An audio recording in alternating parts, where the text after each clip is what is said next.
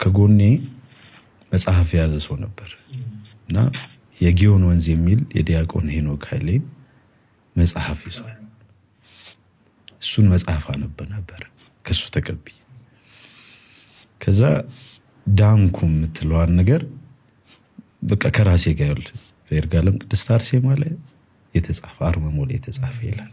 ያልሞከርከውን ያላረከውን አድርገህ የማታውቀውን ነገር ማድረግ በራሱ በእግዚአብሔር ቤት መገኘት በራሱ እኔ ይገባኛል ብዬ የማላስበው አረጋዋለሁ ብዬ የማልጠብቀው ነገር ነውና ያንን ስረቅጥና ማልቀስ ማንባት መቻል ቀላል አይደለም። ሰዎች ጋር ብዙ ጊዜ ያነባውን እንባ ወስደህ ወደ ባለቤቱ እሱ ነው ክርስቶስ ነው።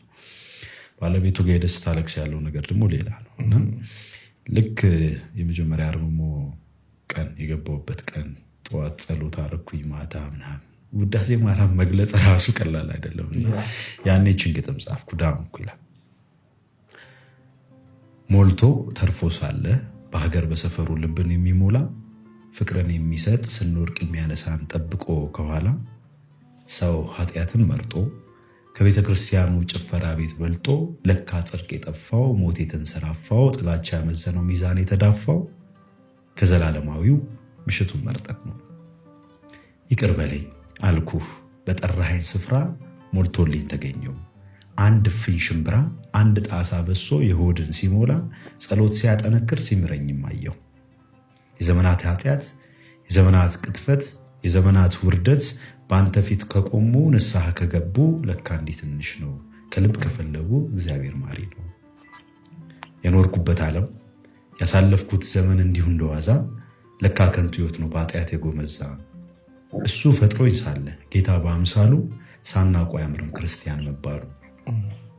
እጠቤ ልጅህን በኃጢአት የጨቀየው አንተን አሳስረው በርባንን ካስፈቱት እኔ ምን ተለየው?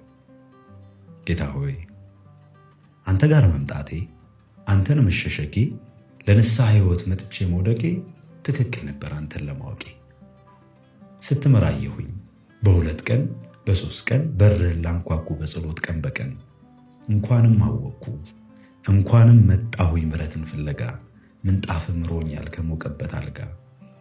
ጸሎትን አወቅኩኝ በሶስት በስድስቱ ደግሞ በሌሊቱ በርህ ይከፈታል በጽድቅ ላንኳኩቱ። እንኳንም አወቅኩ እንኳን ደጅ መጣሁ እድሜን የሚጨምር ነገን ደስታ የሚሰጥ በሰላም የሚያኖር በረከት አገኘሁ።